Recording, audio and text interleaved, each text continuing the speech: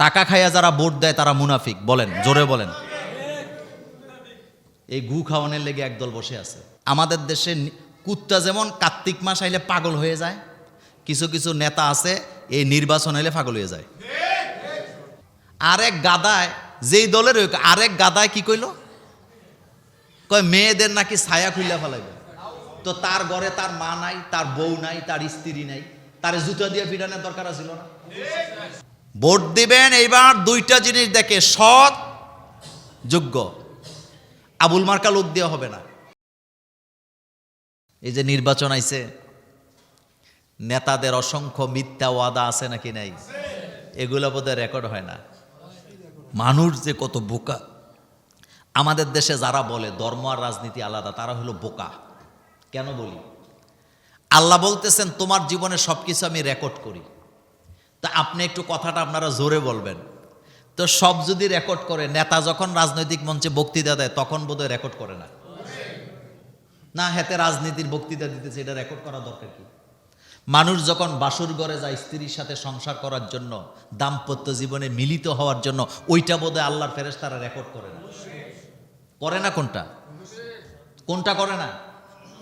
এক সেকেন্ডও নাই। কথাটা আল্লাহ কিভাবে বললেন? মা ইয়ালফিজু মিন কাউলিন ইল্লা লাদাইহি রাকিবুন আতীদ। বান্দা, তোর জবান থেকে এমন কোনো কথাই বের হয় না যেটা আমি আল্লাহ সংরক্ষণ করি না। সুবহানাল্লাহ। তোর মুখ থেকে এমন কোনো কথাই বের হয় না যেটা আমি আল্লাহ রেকর্ড করি না। সব আমি রেকর্ড করি, সব রেকর্ড করি। আপনি কাউকে একটা কটু কথা বলছেন, রেকর্ড করছে কে? স্ত্রীকে ধমকি দিছেন, ওইটা বোধহয় রেকর্ড করে নাই। কারণ আপনি সেখানে দাম্পত্য জীবনে আছেন, ফেরেশতারা বোধহয় লজ্জা পায় না। ওইটাও রেকর্ড হয়, ওইটাও রেকর্ড হয়। এক কথায়, আমরা আল্লাহর ক্যামেরার বাইরে এক সেকেন্ডও নাই, এক সেকেন্ডও নাই।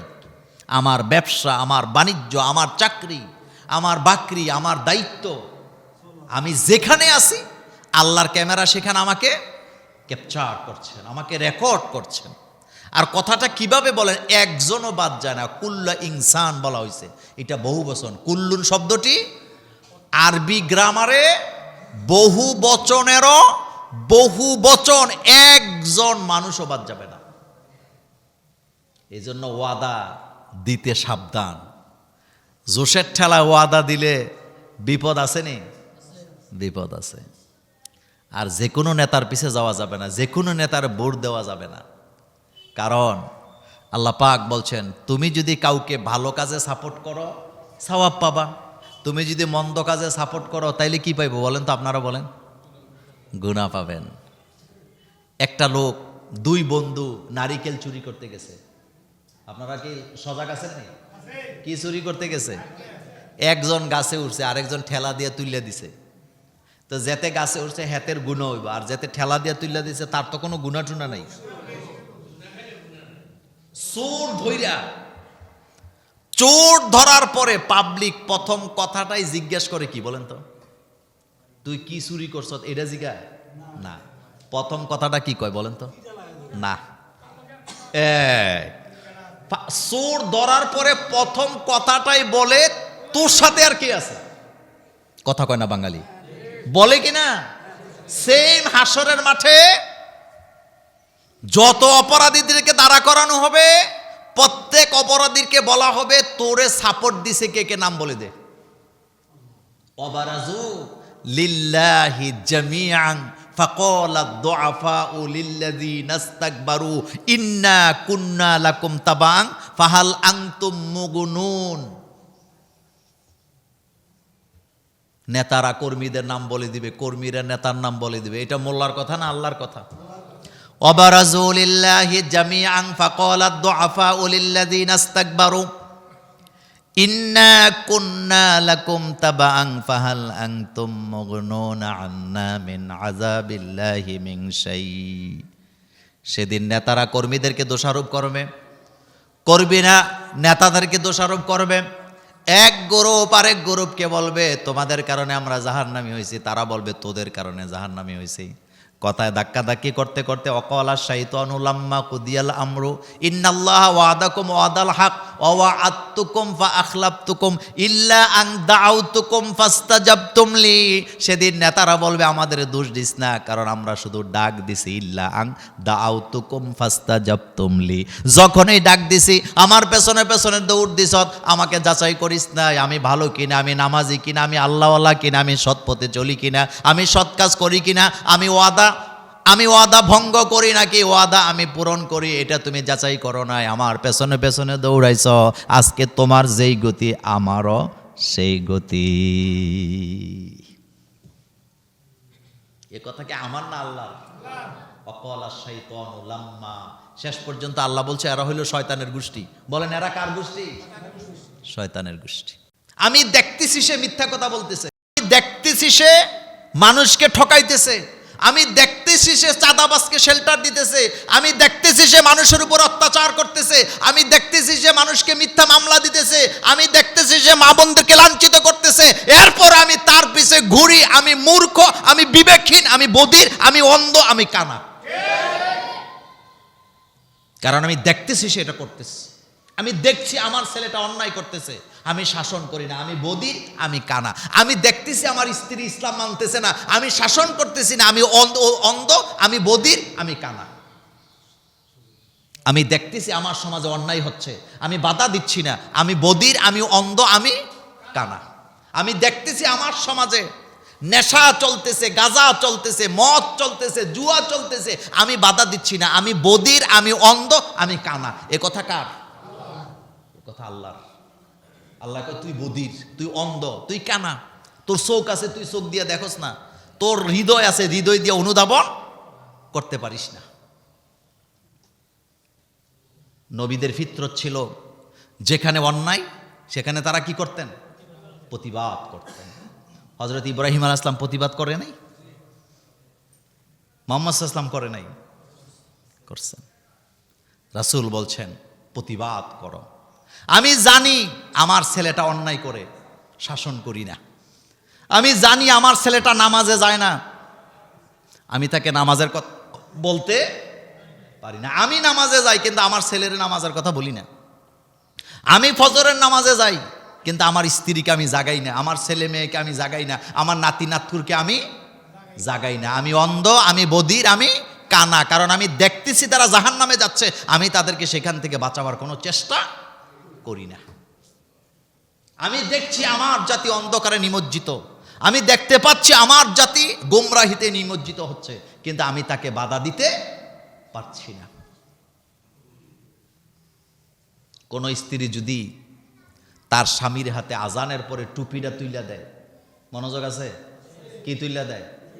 টুপিটা তুলে দিয়ে যদি বলে যাও জামাতের সাথে নামাজটা পড়ে আসো, আমি ঘরে পড়ব, তুমি মসজিদে পড়ো, স্বামী নামাজ পড়া যেই সওয়াব পাবে স্ত্রী সেম সমান সমান সওয়াব পাবে। কোন বাপ যদি তার ছেলেকে বলে আজান দিছে নামাজে যা, ছেলে নামাজ পড়ে যেই সওয়াব পাবে বাবা সেম সওয়াব পাবে, যদি নাও পড়ে তবুও সওয়াব পাবে, যেহেতু তিনি বলছে।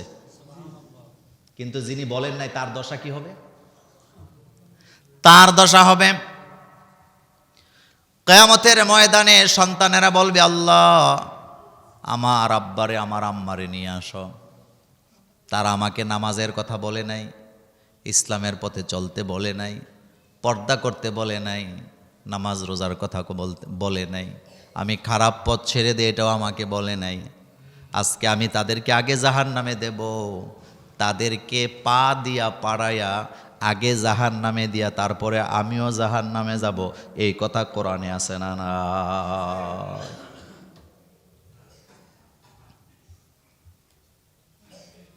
বাপ মারে নিচে দিবে, দিয়া পাড়া দিব, দিয়া বাপ মারে পা দিয়া পাড়া দিয়া নিচে জাহান্নামে নিচে দিয়া তারপরে সন্তান জাহান্নামে যাবে। কি বাপ হইছেন আপনি, কি মা হইছেন আপনি? ইদানিং তো দেখি নির্বাচনের কারণে নির্বাচনের ঠেলায় মুখ দিয়া যাতা বলতেছে।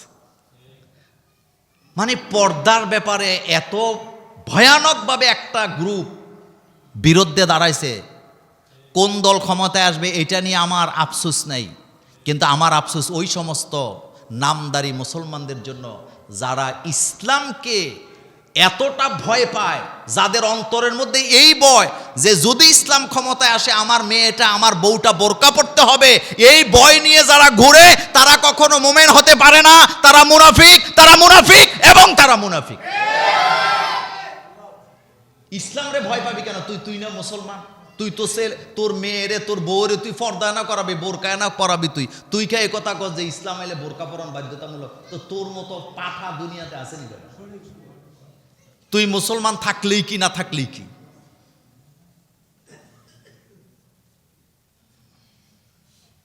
আমি আমার স্ত্রীকে পর্দায় রাখবো, এটা কি ফরজ না নফল?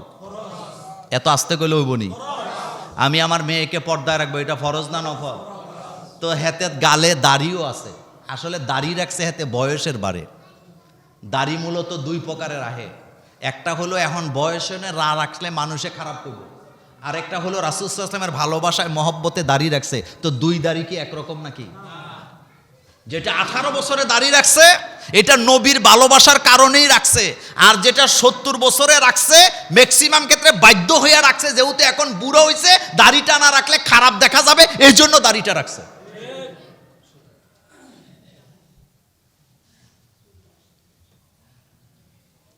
আপনাদের কাছে জানতে চাই, মনে করেন এমন একটা দল বাংলাদেশে ক্ষমতা এলো যারা আসলে ইসলাম দিয়ে আপনাদেরকে শাসন করবে, এটা কি দোষের নাকি ভালো? তো এটা নিয়ে এত কথাবার্তা কেন?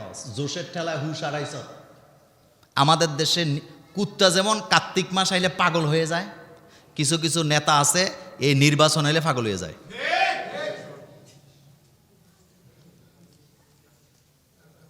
এত পাগল হইছেন কেন? এত পাগল হইছত কেন? এখানে কেউ ক্ষমতায় আসলো, কে গেল, এটা নিয়ে জনগণের মধ্যে কি নেই। কিন্তু একটা জায়গায় আমাদের সতর্কতা আছে, এটা হলো দেশটা 90% মুসলমানের দেশ। বলেন কয় পার্সেন্ট মুসলমানের দেশ? এখানে গাঁজা তৈরির ফ্যাক্টরি নেই, এখানে ফেন্সিডিল তৈরির ফ্যাক্টরি নেই, এখানে মদ তৈরির ফ্যাক্টরি নাই, কারণ এখানে ইসলাম আছে। হাজার হাজার লক্ষ লক্ষ মসজিদ আছে, জুমা আছে, আলোচনা আছে, ওয়াজ আছে, মাহফিল আছে। সুতরাং কথাবার্তা সাবধানে বলতে হবে। কি বলতেছো তুমি এগুলা? কাকে বলতেছো? কেন বলতেছো? লজ্জা লাগে না? লজ্জা লাগে না? বিপদে বলে জিলাপি লইয়া হুজুরের কাছে আইয়া হুজুর দোয়া করে দেন, তো জিলাপি খাইতে কইছিনি হুজুরে।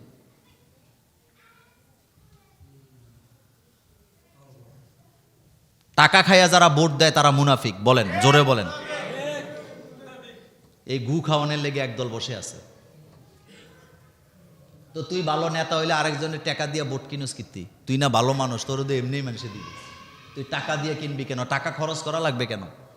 আর আমাদের দেশে নির্বাচন কমিশনার জিডিও এডির মাথার মধ্যে গন্ডগোল আছে। এডি একটা অঙ্ক দিয়ে দেখো, এত লাখ টাকার বেশি খরচ করতে পারতো না, তো এত লাখ টাকা তো পোস্টারই লাগে। কথা সত্য না? মানে সরিষা আনছে ভূত তাড়ানোর জন্য, এখন ভূত কোথায় ঢুকছে? সরিষার ভিতরে। আমরা চাই শান্তি, এক কথায় আমরা চাই কি? আমরা চাই আমাদের মেয়েরা নিরাপদে আসবে যাবে, তারা যেন কোথাও কোনো লাঞ্ছিত না হয়। আরেক গাদায়, যেই দলের আরেক গাদায় কি কইল, কয় মেয়েদের নাকি ছায়া খুইলা ফেলাইবে। তো তার ঘরে তার মা নাই, তার বউ নাই, তার স্ত্রী নাই, তার জুতা দিয়ে পিটানোর দরকার ছিল না?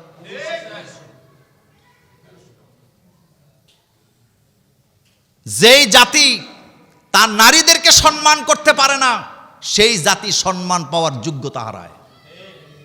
ইসলাম নারীদেরকে এমন জায়গায় রাখছে, ইসলাম নারীদেরকে এমন জায়গায় রাখছে যেই জায়গায় টাচ করা যায় না।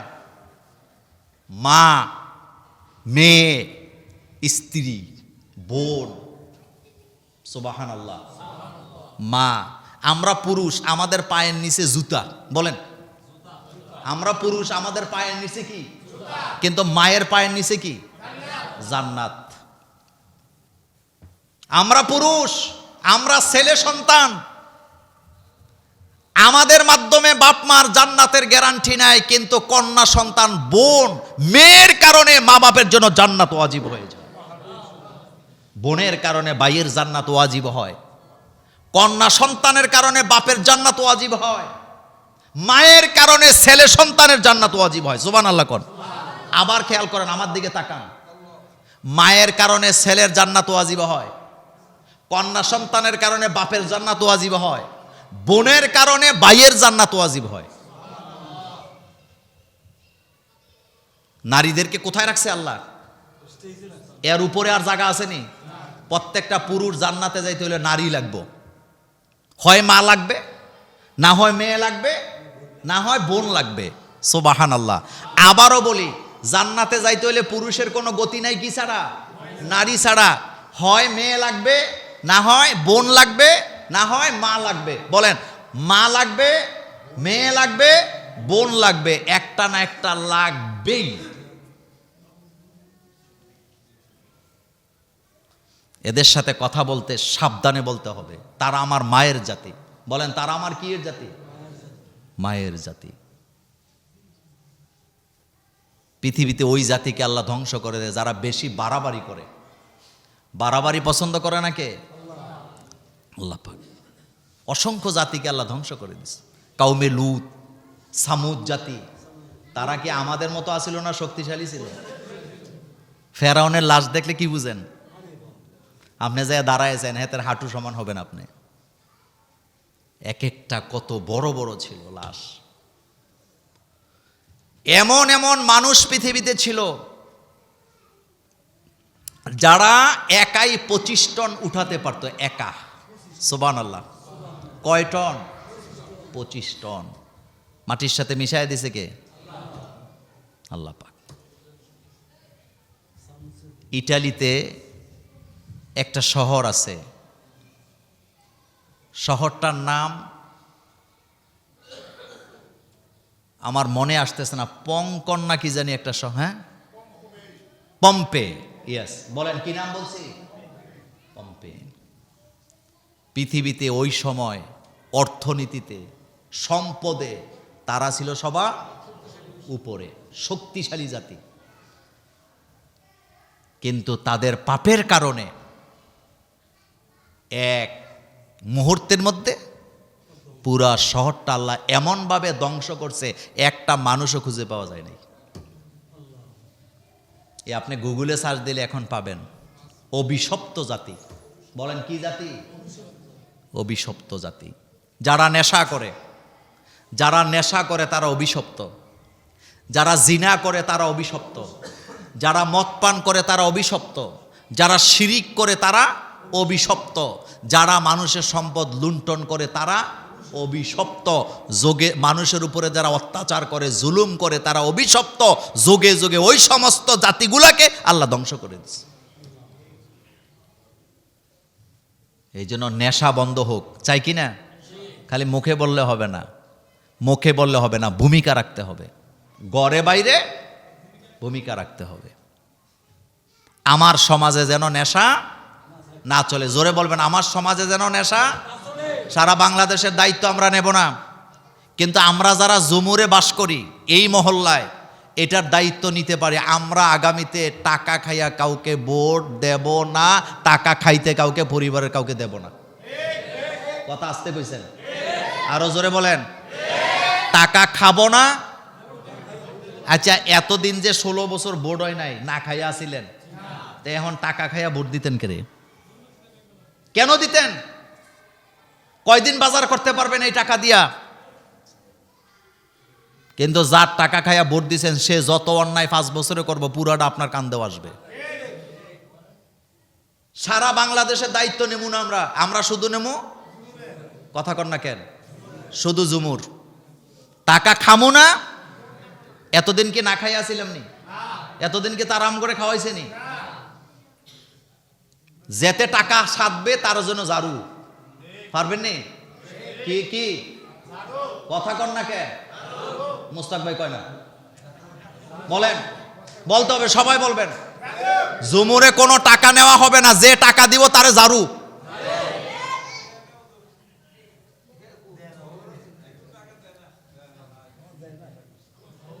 না, টাকা দেওয়ার টাইম এখনো আসে নাই, আগের রাত্রে দিব। টাকা দেয় না কোনো কথা আসেনি না। আপনারা যে সজাগ আছেন এটা তো আলহামদুলিল্লাহ। আমি কথাটা এই জন্য বললাম, আমরা নেব না, আমরা দেব না, আমরা নেব না, আমরা দেব না। কাকে ভোট দিবেন এটা কোথায় থাকবে? হৃদয়ে আছে। আপনি দেখবেন সৎ, যোগ্য, বলেন দুইটা জিনিস, সৎ, যোগ্য, এর বাইরে আর কিছু না।